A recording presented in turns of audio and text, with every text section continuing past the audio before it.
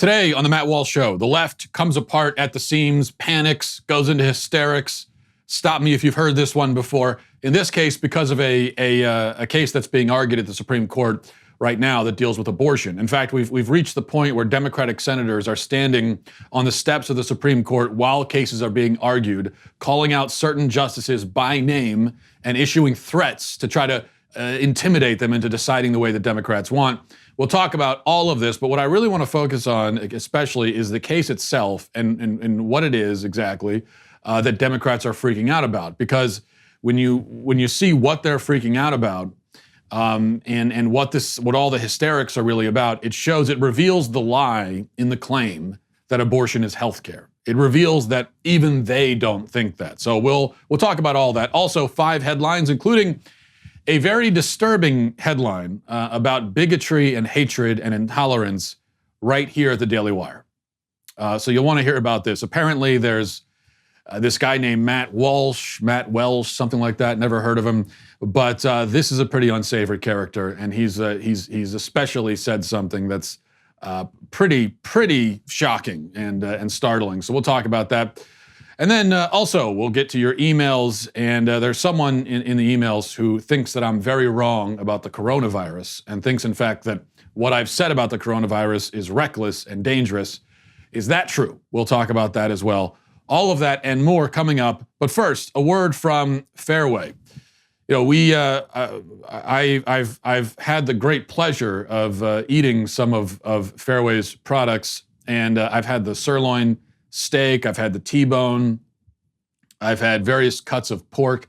The thing I love about it is you don't have to be I am a great chef, let me just say that, but you don't have to be a great chef. It's just the meat itself doesn't take a lot of seasoning. It's just all the flavors come out. It's delicious stuff, and it's a much better cut of meat than what you're gonna find at the grocery store, and you're getting it for a better price as well. Fairway is a family-owned grocery chain that's been in business since 1938. Fairway's premium beef and all-natural pork is raised by family farmers, hand-cut by a highly experienced team of Fairway butchers, from ribs to ribeyes, pork chops, beef tenderloin. I've had the beef tenderloin too, that was delicious.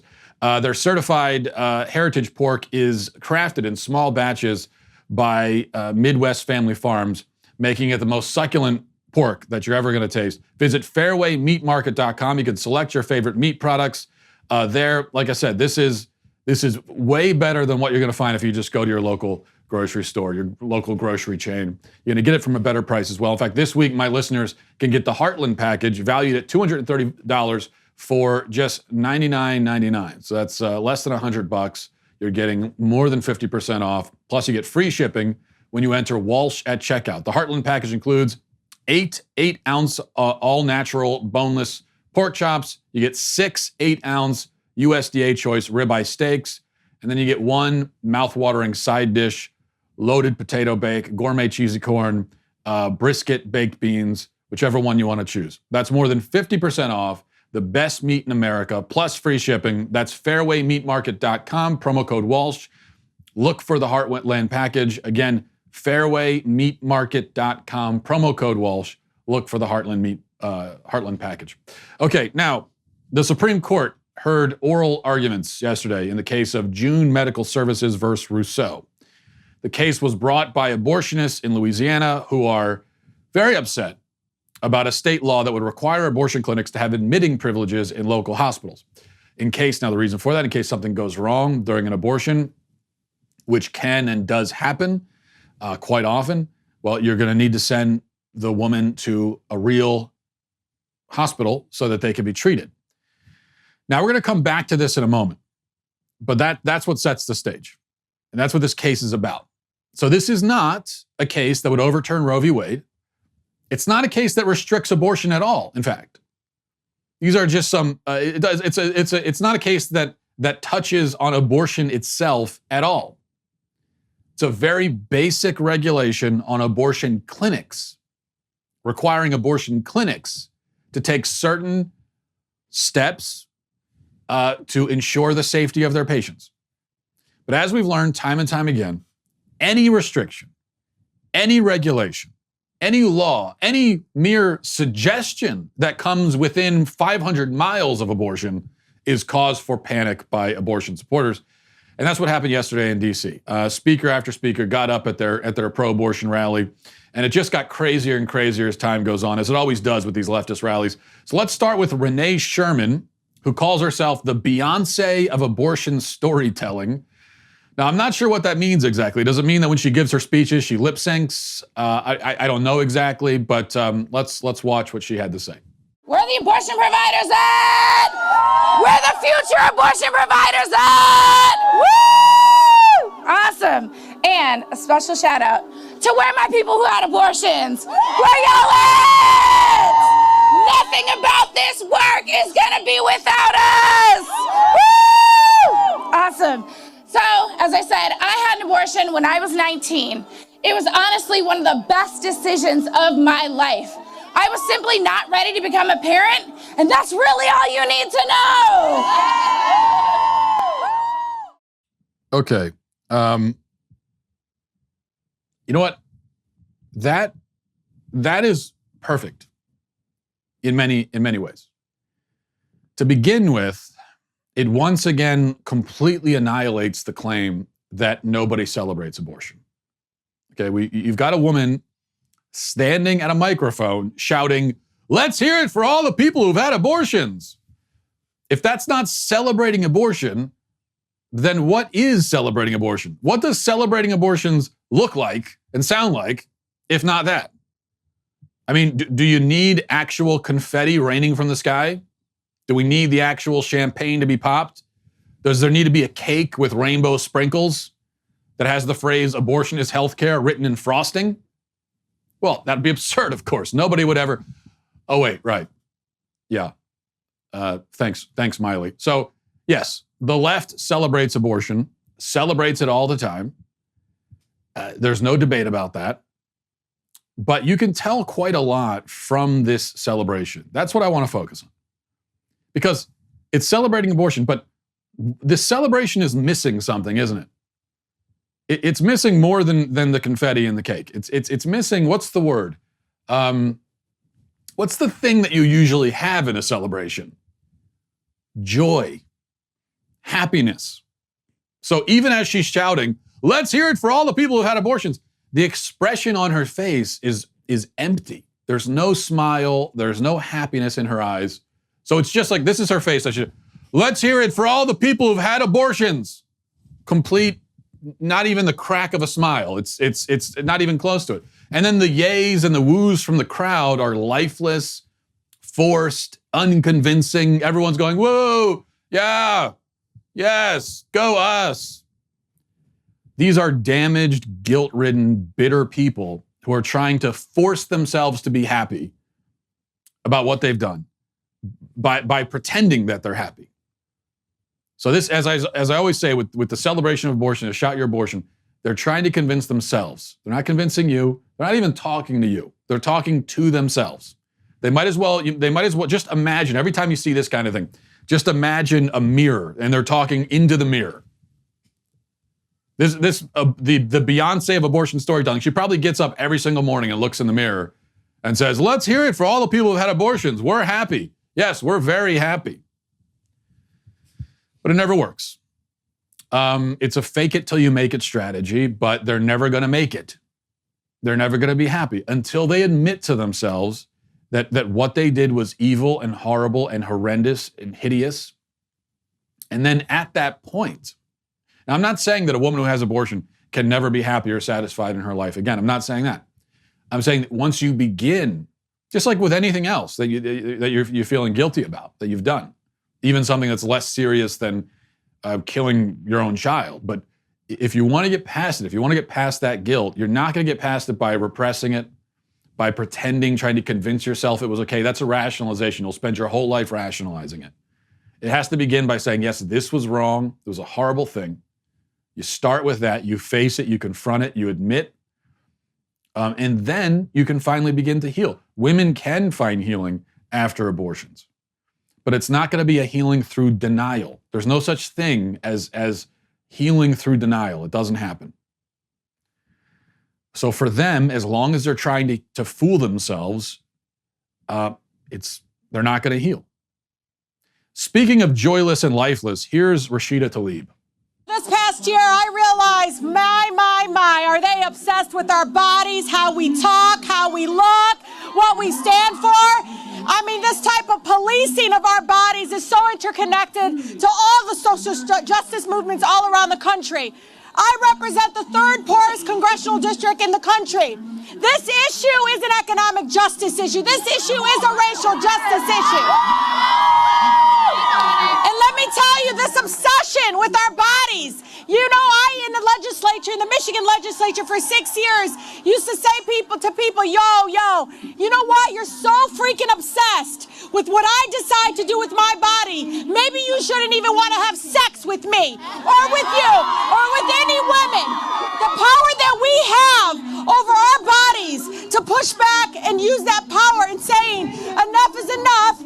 We won't stand by for you to commercialize, for you to profit, for you to do all the things you do to what? To make us less than in this country. Because that's what it does. So I want you to know there is more of us than them. Yo, check it. Maybe you shouldn't want to have sex with me. Well, Rashida, I will respect your wishes on that front. I will. Done and done. Okay, that's you got it. No argument from me. In fact, this might be the only thing that Rashida Tlaib has ever said that both sides can agree on. Indeed, I believe we have forged a bipartisan consensus on this particular issue. This is the issue that will unite the entire country, and it's coming from Rashida Tlaib. I never thought, whoever thought, that she would be the one to say something, and everybody in America can unite in one voice and say, yes, we agree. You know, I've noticed something. Feminists in one breath insist that their bodies are none of our business. Yet, as soon as they finish saying that, they get right back to talking incessantly about their bodies, divulging details we didn't ask for and we didn't want to hear, shouting about their sex lives constantly, shoving it in our faces, while telling us it's none of our business. All of these details I'm telling you about my sex life are none of your business. Yes, I agree. I totally agree. So shut up. How about that? There's a good solution. And that brings us, speaking of people who need to shut up, that brings us to Chuck Schumer. Chuck Schumer, of course, who, by the way, has the distinction of, among all U.S. senators, looking the most like a Batman villain. But yesterday, he decided to really take that role as the Batman villain seriously. And I'm going to play that clip for you in just a second. If you haven't seen this, it's nearly unbelievable. It gets right up to the edge of you can hardly believe that even a Democrat would say this. But we'll play that for you in just a second. But first, let's check in with our good friends over at Tommy John. You know, when it comes to comfort, especially comfort beneath your outer garments, shall we say, there's underwear and then there's Tommy John, the revolutionary clothing brand that's redefined comfort for Americans everywhere, including myself. To put it simply, Tommy John doesn't give an F. That is, they give 3 Fs. They don't just give 1, they give 3. Fabric, fit, and function. I think all of those things you're going to want when it comes to underwear. Tommy John obsesses over every little detail and stitch, and you could really tell, I could tell, you know, when you see the product, when you put it on, you can tell that they've put a lot of time into, you know, they're not just throwing something together. This is every stitch counts by using proprietary fabrics that perform like nothing you've ever worn before. As a result, Tommy John's men's and women's underwear sport a no wedgie guarantee, comfortable, stay put waistbands, which is an important aspect of wearing underwear, and a range of fabrics that are soft, feather-light, moisture-wicking, breathable, designed to move with you, not against you. And that means that there's no bunching, there's no riding up. And Tommy John is so confident in the underwear that if you don't love your first pair, you can get a full refund with their best pair you'll ever wear, or its free guarantee. You give if you want to give 3 Fs about your underwear and upgrade with Tommy John's, again, that's fabric, fit, and function, then you want to go to Tommy John's. Hurry to TommyJohn.com/Walsh for 20% off your first order. That's TommyJohn.com/Walsh for 20% off your first order. TommyJohn.com/Walsh. go there now. Okay, Chuck Schumer, auditioning for his role in the next Batman film. This is what he had to say. I want to tell you, Gorsuch, I want to tell you, Kavanaugh, you have released the whirlwind, and you will pay the price.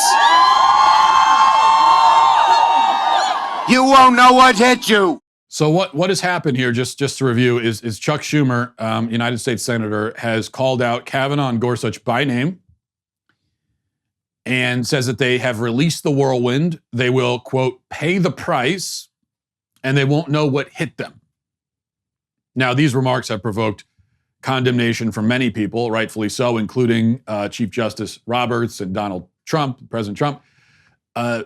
Schumer's spokesman has tried to justify this and has said, this is what he said, it was, speaking of the threat, saying it was a reference to the political price Republicans will pay for putting them on the court, and a warning that the justices will unleash major grassroots movements on the issue of reproductive rights against the decision.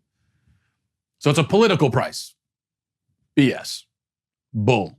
Nonsense. Political price that Republicans will pay? Well, then that's what you would have said. You would have said, I'm talking to you, Republicans. You've unleashed the whirlwind, et cetera, et cetera. He didn't say that. He called out two justices by name. They're not politicians. They're not elected. Justices don't pay political prices. What does a Supreme Court justice care about a grassroots movement? A grassroots movement can do nothing to the Supreme Court. It makes no difference to a justice what happens to the political party or what the grassroots movements are doing. They stay in their position regardless. They still decide cases. So to claim that a reference to a political price that a lifetime appointed judge will pay, that claim is incoherent. By definition, that's sort of the whole point of them being lifetime appointees, is so that they can't pay political prices and they can't be threatened with political repercussions. That is the whole point. Schumer is just too much of a rat, too much of a coward to stand by his own words.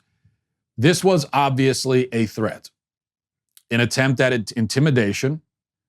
And I'm not saying that Schumer is hatching some sort of plan to send assassins after Kavanaugh and Gorsuch, although maybe you can't put it past them. But I'm not saying that. I think this was from Schumer. His intention was for it to be a sort of vague, general, intimidating statement that, hey, you better watch out. I'm whipping up this crowd. I'm making them angry, and you don't want to have a whole crowd of people, a whole bunch of people that hate your guts. That's all I'm saying. You might pay a price for that. I'm not saying what kind of price. Just there might be a price. You don't have to be a detective to put the dots together to understand what he's saying. And again, if it's not a physical price, then what kind of price are you talking about? We've already established that it can't be a political price, so tell me what you mean. He can't say. So saying that it's some sort of physical intimidation, that's the only reasonable interpretation. Now, I'm not a legal expert, but I'm pretty sure it's not legal to threaten a Supreme Court justice in order to influence his decision in a case. It's not legal to threaten judges in general to influence their decisions in cases or for any other reason. And there are actually specific laws against uttering threats on Supreme Court grounds, which is what Chuck Schumer just did. U.S. Code, reading now from the website of Cornell Law School, says, it is unlawful to discharge a firearm, firework, or explosive, set fire to a combustible, make a harangue or oration, or utter loud, threatening, or abusive language in the Supreme Court building or on grounds. Loud, threatening, abusive language. It's exactly what you heard there. It's against the law. Schumer broke the law, period. He should be arrested for it. And that's not a joke. It shouldn't sound like a joke. I know that's the point we've gotten to in this country, where I say a senator should be arrested for breaking the law, and it sounds like I'm joking. It sounds ridiculous. The thought of a U.S. senator facing any kind of legal penalty for breaking a law is almost funny. It makes you laugh, the thought of it. Well, it shouldn't be funny. He's not special. He's not above the law, even if that's been the way it's worked. It shouldn't work that way. And he should be arrested for it. I don't want to hear just verbal condemnations from Republicans. Yeah, that too. But why not send the police to arrest this guy who just threatened Supreme Court justices on the steps of the Supreme Court? Now let's circle back here for a moment because I want to emphasize what this is actually about. Like I said at the beginning, this is not a case that would overturn Roe v. Wade. It's not anything close to that. It's a case centering around a law in one state that would require abortion clinics to have admitting privileges. That is the ability to admit patients into the hospital.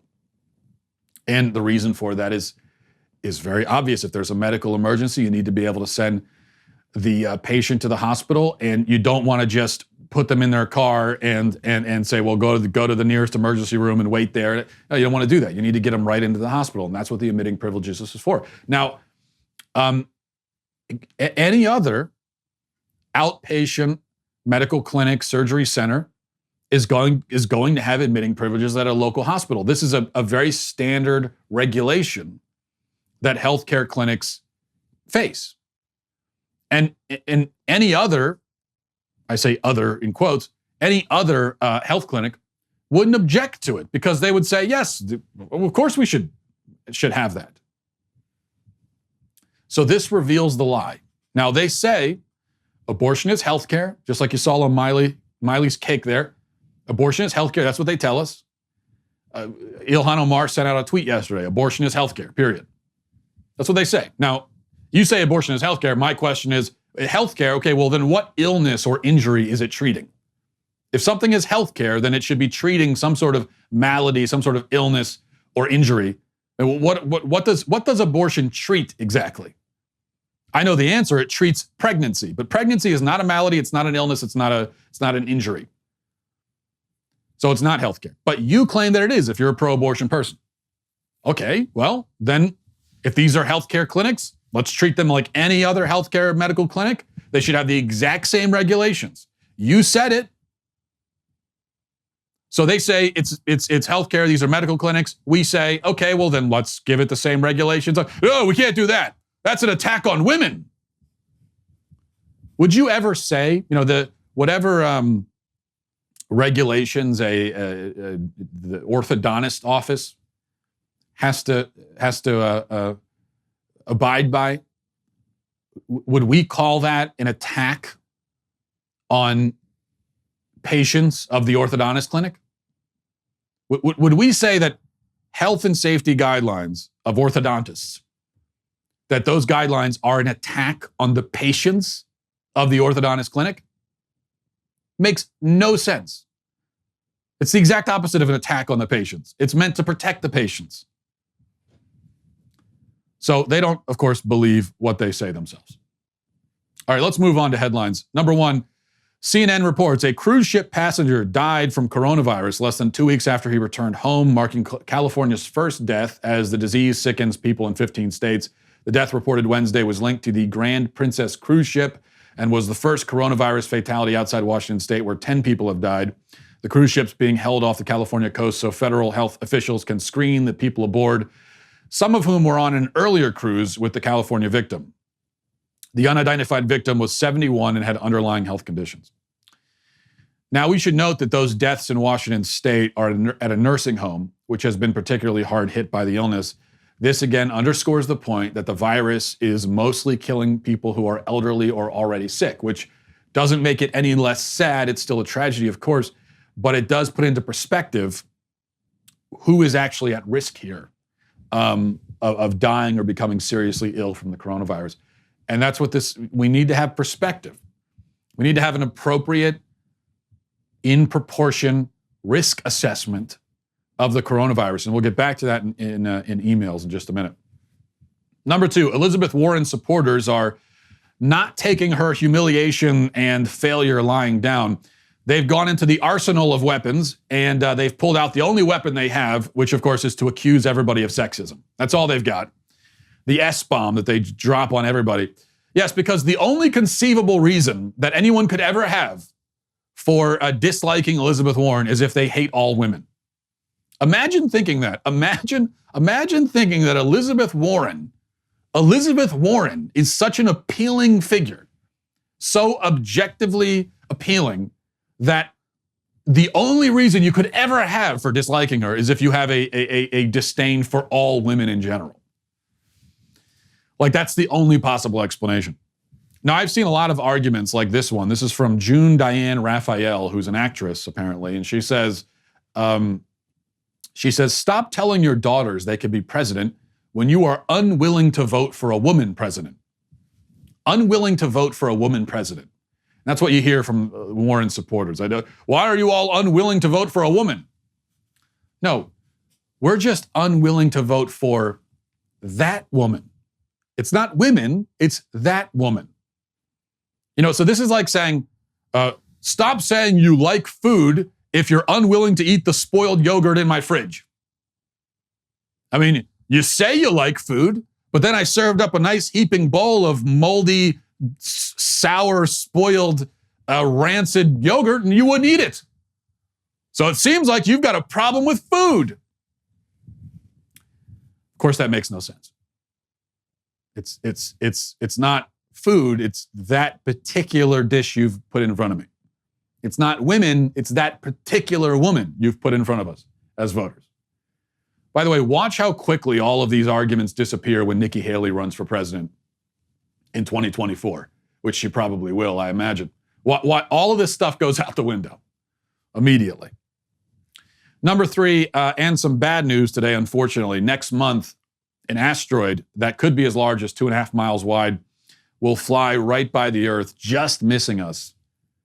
So close. Damn it. That was such a tease. All these asteroids, you know, it's a real problem in the asteroid community. They're all a bunch of teases. Just to give you an idea of what we're missing, with this thing that could be the solution to all of our problems.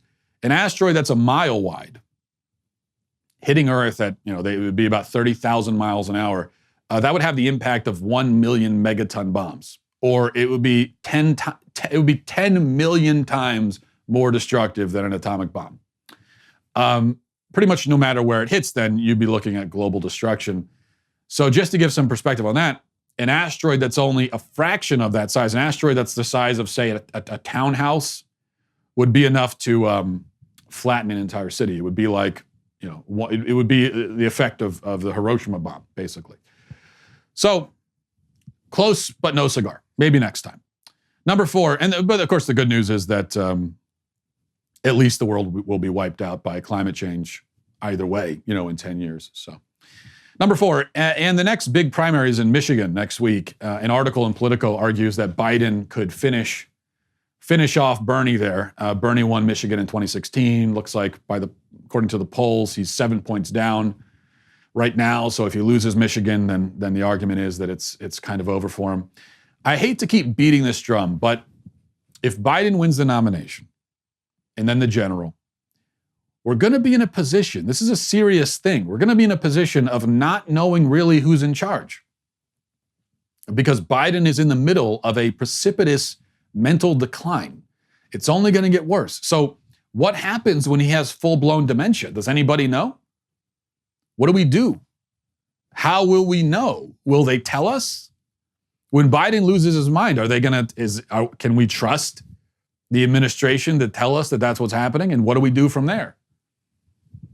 And what about on the way to completely losing his mind? At what point is the line drawn and we say, okay, we've got to get him out of here? Well, nobody knows. We are entering into uncharted territory. So I guess we're going to find out. Finally, disturbing headline here. Look at this.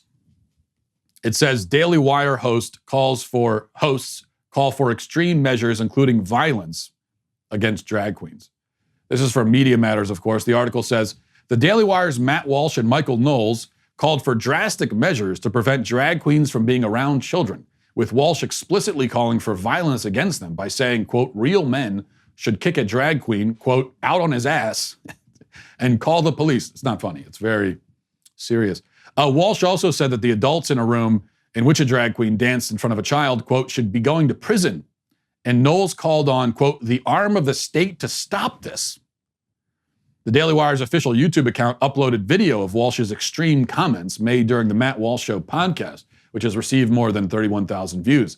The video cuts off before Walsh's explicit calls for violence, but includes his claim that the adult should be arrested for letting a drag queen perform in front of a child. Wow. This is pretty horrifying stuff. And I personally won't stand for this kind of bigotry. I don't know who this Matt Walsh guy is. I've heard of Michael Knowles. No surprise that he's saying bigoted stuff. It's exactly what you'd expect from him. But you know, what they're actually referring to was a video where a drag queen dances suggestively for a little girl while she looks on horrified and all the adults in the room are applauding. So this wasn't calling for violence against drag queens generally. It was calling for men to take action to defend children from sexual grooming and abuse.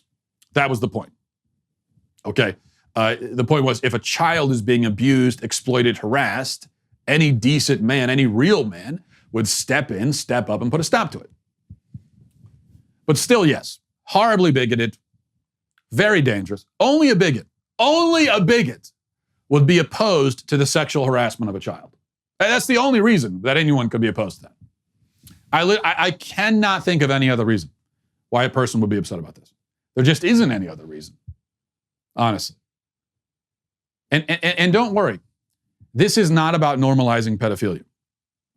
I mean, we're only accusing people of bigotry if they're outraged by the sight of a cross-dressing man in booty shorts dancing for a child. You know, that's it. We're shaming people for being against that. But no, that doesn't logically end in the normalization and defense of pedophilia. Not at all. No. I know it really seems like that's where it's headed, but it's not. And if you ever say that, you're a bigot too. Anyway, again, whoever said those things, whoever that was, I denounce it personally, disavow it, and I don't want any part of it. All right, we're going to move on to your daily cancellation, but before we do, you know, the Daily Wire's own Andrew Klavan, who you know and love, has released the second entry in his excellent Another Kingdom trilogy. Austin Lively, once just an out-of-luck Hollywood screenwriter, is now a chosen hero caught between two worlds in dual quests in both Los Angeles, California, and the magical medieval world of Galliana. You can experience this adventure yourself. You've heard the podcast, of course. The podcast is wildly popular. Millions of people have watched it, and I know I have. But you can get the book today on Amazon. Andrew Klavan is if you've never read any of his books, it shouldn't surprise you to learn that he's just a great natural writer. It makes me kind of jealous myself as someone who attempts to write that obviously comes so naturally to him. So I would absolutely recommend going to get that book right now on Amazon. Now, for your daily cancellation, and it's the Huffington Post on the chopping block today. So come on down, Huffington Post. Yesterday, Huffington Post published this article. It says, "I'm demisexual. Here's what I want you to know. I was 23 when I finally discovered there was a word for my experiences and feelings." And the article consists of a long personal history, a memoir of this woman who's coming out as demisexual. Very brave, very bold, very beautiful. And after this long preamble about her romantic life, we finally get to this. She says, "My friends would gush over the cute guys in school, and I played along. I trusted them entirely, so I figured if they thought those boys were cute, they had to be right. I never fully understood what it was that was so appealing to them. They were usually nice, but I had no idea why my friends wanted to kiss them. I knew close to nothing about most of them. There was no inkling of sexual or physical attraction to people I didn't know very well, even after puberty. And now, as an adult, I realize that's exactly what demisexuality is. I'm attracted to someone only after I develop a deeper emotional connection with them. I can count on one hand the number of men I've kissed in my life or have been attracted to, and I have no problem with that number. In no way do I feel that I've missed out, because to my body's inclination, I'd much rather have a 7-hour-long conversation with someone than be physically intimate with them." So there you go. That's demisexuality. Women who prefer to develop deep emotional connections, women who would rather talk, who just want to talk, would rather do that than be physically intimate. They are demisexuals. So in other words, every woman is a demisexual. To one extent, every woman is on the demisexual spectrum. Let's put it that way. There may be varying degrees, but every woman is in that range. So that, call me crazy, but I don't mean to try to otherize or erase demisexuals. Far be it from me. Far be it from me to be demiphobic. But I really think we don't need a separate word for this. I think just woman is fine because we all kind of get it. We know that that's part of the thing. And even if it wasn't so common, right? We still wouldn't need a word for it. It's not its own sexuality. It's not a whole new thing. Someone who's attracted to another person based more on their personality. It's pretty normal. It's just you don't need a new word for that. There are some people who find a sense of humor to be especially attractive. There are other people who don't care quite as much about that. We don't need a name for that. We don't need to call them homosexuals. As fun as that would be to have that label out there. So this becomes a problem for the LGBT narrative, actually, because we're told that LGBT folks are persecuted and oppressed, yet we also see how people are positively desperate to be a part of this, to be a part of the LGBT club. Everybody wants to get into the abbreviation, the holy sacred abbreviation. Everybody's trying to barge their way in, trying to find a way in. Says, no, I'm a demisexual. I'm in I'm LGBTQD. There's a D in there somewhere. People are so determined not to be plain old heterosexual that they're finding ways to slip out of the heterosexual camp. It's like at night, they slip out and they try to sneak into the LGBT camp. Trust me, I'm in the heterosexual camp, and every morning, it's like we wake up and we do roll call, and we find that someone else has defected. It's very sad. Sometimes we can see them running away. We'll see a guy kind of running away over the hill, and we'll shout to him. We'll say, hey, where are you going? What are you doing? And he'll shout back and say, oh, sorry, I'm leaving. I discovered that I'm actually, it turns out I'm a blondisexual. I prefer women with blonde hair. So I'm blondisexual. I'm going over to the LGBT. I'm getting in there on the B. It's part of the thing. But blondisexual isn't a thing, though. It's not everybody likes blonde women. Come back. And then they disappear over the horizon. And all the straight men mourn the loss of our brother in arms. And then we put on our cargo shorts and we'd carry on with our lives. Anyway, this just doesn't seem like the kind of thing that would happen if LGBT people were really persecuted. I don't think people would be trying. So it's generally, when there's a persecuted minority, you don't generally have people claiming to be in that category even when they're not. That's not usually what happens, right? Finally, let's go to emails. MattWalshShow@gmail.com, MattWalshShow@gmail.com. This is from Adam, says, good morning, theocratic fascist overlord. I work for a gym focusing on being a family center. We have multiple locations in central Maryland. As you know, Maryland is a very left-leaning area, and so the place I work is as well. I was recently asked to replace the signage for our one-off restrooms. Currently, they have the kind of sign you see on any restroom, the little outline of a man or woman. I'm being asked to find signs that say all gender restrooms, like the picture attached. And there's a picture of the sign. Since I believe the truth and know that there are only men and women, should I not go along with this? I see an easy compromise is simply putting a sign that says restroom, but I'm not sure how to present this without having the woke crowd jump on me. I cannot wait till you assume your true mantle as ruler of this insane world. We don't have to deal with things like this. Thank you for your response. Well, Adam, so you say one-off restroom, so I assume you mean, so that's a single person? Is that what that means? I don't know what one-off restroom means. So if we're talking about single-person restrooms, then first of all, I don't think there's any problem here. I don't think there's any moral quandary. Now, if it was a multi-person restroom and they were trying to get you to set it up so that any gender can go in there, then I think that's a situation where you have to say no. I'm not doing that. That's crazy. It's dangerous. But there's no reason for a single person restroom to to be. This is the one compromise I'll give to the other side of this discussion when it comes to the restrooms. Yes, single person restrooms, there's no reason for them not to be available to men or women, right? Because there's only one person in there at a time. So I wouldn't necessarily see a problem with putting all gender on there. Yeah, both gender should be the phrase. All gender makes it sound like there's more than two, but it doesn't necessarily mean that, because all genders, well, there's only two, so all means two. So I wouldn't necessarily see. I don't think it's something you need to get yourself fired over. I don't think that they're asking you directly to deny the truth. If they were, then I think that's where you take a stand. But they're not. Putting that sign on there is just a little bit of PC. So it's silly, ridiculous PC pandering, but it doesn't really matter anyway. Okay, let's move on. This is from Noah. Says, Matt, you're wrong about the coronavirus. Your comparison of the coronavirus and the flu is faulty and shows your scientific ignorance. The coronavirus has a much higher mortality rate, 2 to 3%. It spreads before symptoms are shown, and it has different effects on the body.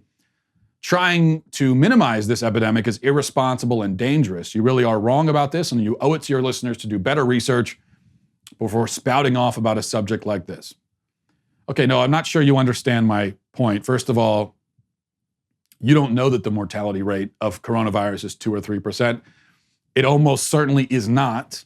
Now, I know that's the reported mortality rate, but as I explained on the show a couple of days ago, that's the mortality rate for reported cases. So people that have the symptoms, they go to the doctor, they get tested, they come back positive. If they recover, okay, that's someone who's going to count against the mortality rate. So 2 or 3% to this point of people who've reported, who have tested positive for and have been reported as positive for coronavirus have died. Most of them in China. The issue is that in most cases, in the vast majority of cases, the symptoms for coronavirus are very mild. It's going to be the symptoms of a cold, fever, cough, right, runny nose, that kind of thing.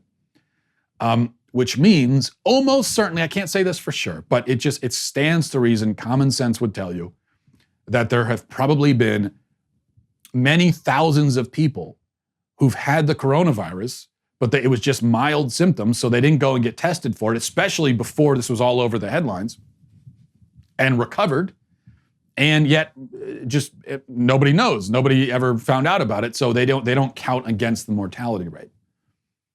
Which is why the real mortality rate is almost certainly a lot less than 2 or 3%. I don't know what it is, but neither do you. Second, my point about the flu is not to say that they're the same or equally as dangerous. I agree that having the coronavirus is probably more dangerous than having the flu. We don't know the mortality rate again, but it probably is. It seems like it'd be a good guess to say that the mortality rate, the real mortality rate, is probably still higher than it is for the flu. So if you had to choose between having the coronavirus or the flu, I think you would choose the flu. But this is about risk assessment. Yes, you're more likely to die from the coronavirus if you have it, but you are much, much, much, much, much, much, much more likely to get the flu and not the coronavirus, which means that as you stand there right now as a healthy person, you are much, much, much, much, much, much, much more likely to die of the flu than you are to die of the coronavirus, although chances are you're not going to die of either one. You're going to die of something, but probably not one of those. Millions of people get the flu. Hundreds of thousands die of it across the world every single year. Those numbers are exponentially greater than it is for the coronavirus right now. So it's risk assessment. What's the risk that you get the coronavirus? Very small. If you do get it, what's the risk that you die of it? Again, very small. So it's a small risk on top of a small risk. What's the risk of you getting the flu? Much greater, right? What's the reason for stipulating this? Well, because it's good to have a healthy perspective on the dangers that we face as people. Our survival depends on it, on being good risk assessors. We have to be able to do that. Not because we should be dismissive of the coronavirus, but just because it's smart to be more focused on the things that are more likely to be threats to us. Unfortunately, the problem is that the media's sensationalism often, gets us worried, not just with the coronavirus, but in general. We get worried about things that are on the fringes as far as threats, that are probably not going to affect us. But the media focuses on those things because they're uncommon, and that makes them more sensational and more interesting to report on. So we get focused on that, and oftentimes at the expense of focusing on things that are more important. And that's why you have I think, rather absurd dichotomy of people who are going out and buying surgical masks because of the coronavirus, yet haven't even gotten their flu shot. Bethany Mandel on Twitter made a great analogy. She said that it's like parents who worry about their kids being kidnapped, so they don't let their kids play outside on their own. Yet a lot of those very same parents will put their kids in the car seat and not properly hook in the car seat. When you put the kid in the car seat, you need to have the strap up closer to up on their chest. You need to make sure that it's tight. A lot of parents just throw their kid in the car seat, buckle it up, don't even worry about adjusting it. And your kid is much, much, much more likely to die in a car accident because he's not properly strapped in than he is to die from being kidnapped. Now, if your kid is kidnapped, God forbid, then he, in that scenario, in that context, is of course going to be at a much greater risk than a kid who's in a improperly installed car seat. But your kid is almost certainly not going to be kidnapped, especially by a stranger. Most of the kidnappings that you hear about, and it's still very rare, but most of the kidnappings that you hear about are custody disputes and that sort of thing. It's parents kidnapping their own kids in a custody dispute.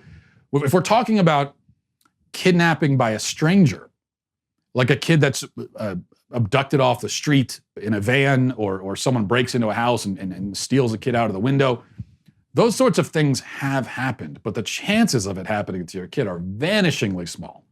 It almost definitely won't happen. Yet, as parents, a lot of us, we're more worried about that. I can be guilty of this. Before I go to bed tonight, I check every single lock in the house. I'm checking the windows on the fear in the back of my mind that someone's going to sneak in the house in the middle of the night and steal one of my kids. Meanwhile, now I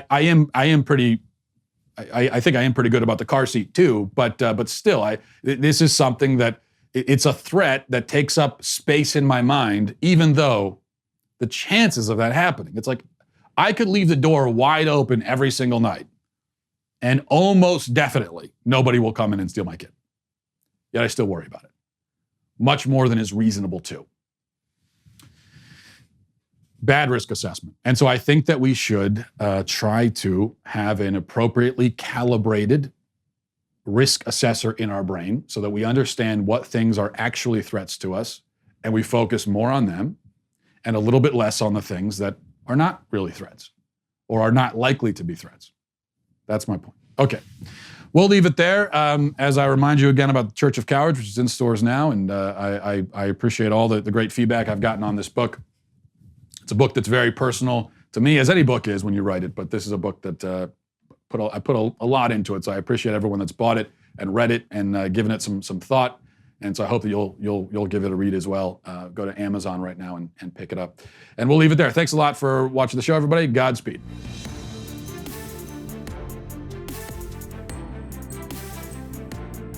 The Matt Walsh Show is produced by Sean Hampton, executive producer Jeremy Boring, supervising producer Mathis Glover, supervising producer Robert Sterling, technical producer Austin Stevens, editor Danny D'Amico, audio mixer Robin Fenderson. The Matt Walsh Show is a Daily Wire production, copyright Daily Wire 2020. Hey everybody, it's Andrew Klavan, host of The Andrew Klavan Show. You know, some people are depressed because the American Republic is collapsing, the end of days is approaching, and the moon has turned to blood. But on The Andrew Klavan Show, that's where the fun just gets started. So come on over to The Andrew Klavan Show and laugh your way through the apocalypse with me, Andrew Klavan.